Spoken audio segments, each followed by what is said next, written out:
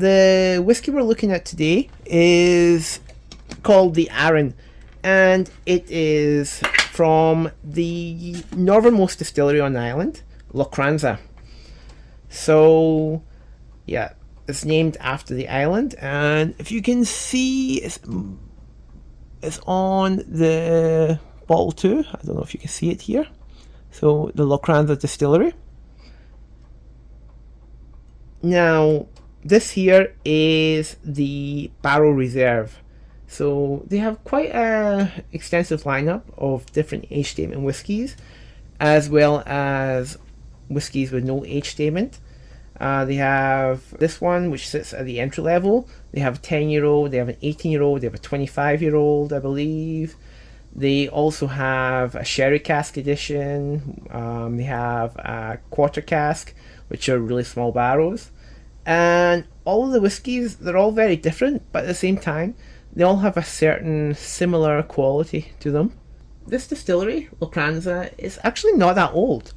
They opened up in, I believe, 1995. Their history is actually quite short compared to a lot of other Scotch distilleries, which often will have histories that go back way into the 1800s, some of them even to the late 1700s, if their history is to be believed. This one, yeah, from 1995, so they're fairly young. They're not the youngest, because a lot of distilleries opened up after 2000, including some of the ones I really like. But yeah, for a distillery in Scotland, they are pretty young. As a result of being quite a young distillery, they are a bit special in the sense that their production process is fairly automated. So it doesn't take much manpower to actually produce the whiskey, which is quite cool. A lot of the older distilleries, they still use very traditional methods of doing stuff, which means it takes a lot more time and a lot more manpower to produce. Also, if I remember reading, during the COVID years, the Lochranza distillery were able to stay open while a lot of other distilleries in Scotland closed down due to the COVID lockdowns. They were able to keep distilling, and as a result, the stocks are pretty good overall. I mean, compared to like a lot of other distilleries, what they were producing at the time. But anyway, the barrel reserve, as I said, it is the budget whiskey from the lineup, and it has so it's only 43%, if you can see here. A lot of the other whiskies they have tend to sit at about 46%, or some of them even go up to cask strength, if you look at the sherry edition. But yeah, this one, it is the lightest whiskey they have, and as a result, it's fairly accessible for newcomers to the world of whiskey, which is quite good. It's also aged in bourbon barrels, which are barrels that are imported from the US, where they used to use it to hold bourbon. And yeah, when in the process of making bourbon, the barrels that go into bourbon making, they first have to be fresh, new virgin oak barrels. The bourbon gets put into that after it gets charred, and after a couple of years, the bourbon comes out, and the distillery is left with a barrel. So what they usually do is they'll ship that barrel out to a distillery in a country like, say, Scotland or Ireland, and then the distillery will then put their whiskey into that barrel, and there you got bourbon barrel Scotch whiskey.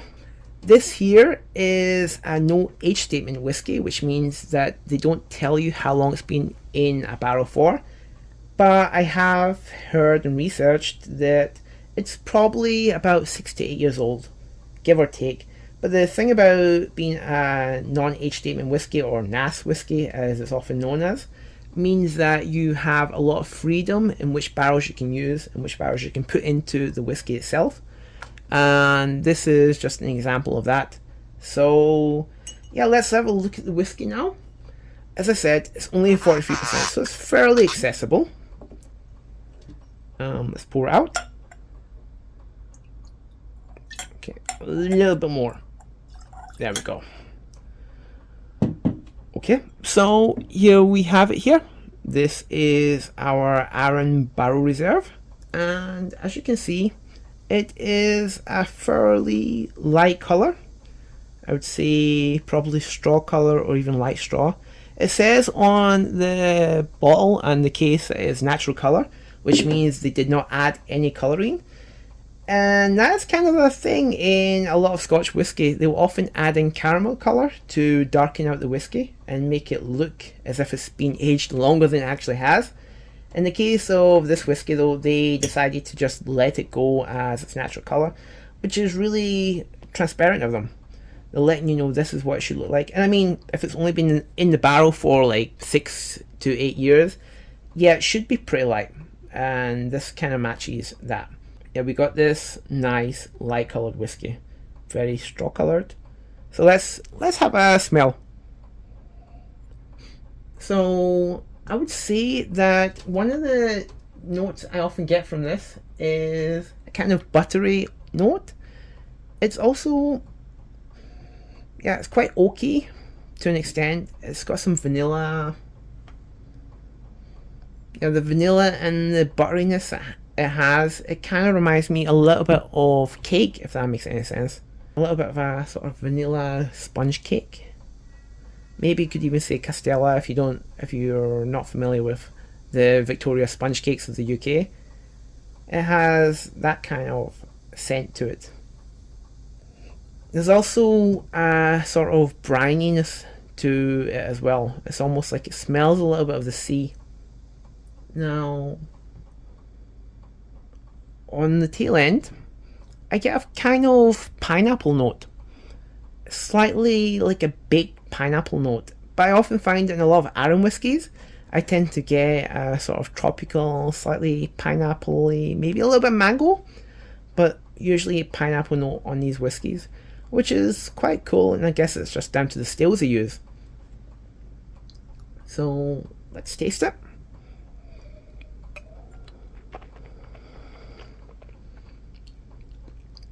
Yeah, just swish it around my mouth there. So, one of the things that first comes to the front of the palate is a kind of black pepper note that's often combined with a kind of oakiness. It's a little bit spicy, and I would say that first you get some spice, probably from a little bit from the alcohol, but the spice comes to the front, and then it kind of just disappears. Some vanilla comes through, and then there's also a little bit of, I guess I would say, orange peel. Let's go back again. Yeah, orange peel, but it's almost as if the orange peel has been salted. So yeah, salted orange peel. I know it doesn't sound that delicious, but trust me, it actually tastes pretty nice. So you got some salted orange peel, and a little bit in the end you got some caramel too. Just a little bit of caramel. It kind of finishes quite sweet. Yeah, salted orange and then caramel. It's quite delicious actually. But yeah, one more time.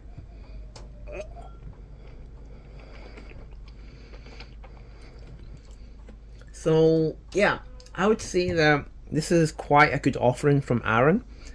It's got a lot of flavour, but at the same time, it's priced quite affordably. And I would say that overall, I would enjoy this neat, but at the same time, it would also make a pretty good highball as well. I mean, it's also, the price isn't too high, so I wouldn't be terrified or I wouldn't be scared of putting this into like some soda water or something. It does taste really nice. It's quite light, but at the same time, it's got some nice character to it as well. Yeah, with some soda water, this would be really nice in summer. Really, really nice. And if you take this like soda water, some ice cubes in it, maybe a little dash of lemon, and you just sat outside, had a drink of this, it would be really, really nice. But yeah, definitely, it would work really well in the highball, and it's absolutely acceptable to drink neat too. Very, very nice. And I would say that if you're looking for something, if you're looking to try something from Arran, but you don't want to spend too much on say a 10-year-old or the sherry cask edition or the quarter cask edition they have, I would say give this one a shot. It's not too expensive, it's quite affordable, and it does pack quite a lot of character into what you get. That's my review of the Arran Barrel Reserve from Lochranza Distillery. And I hope you enjoyed the content, and thank you so much for watching. I will see you again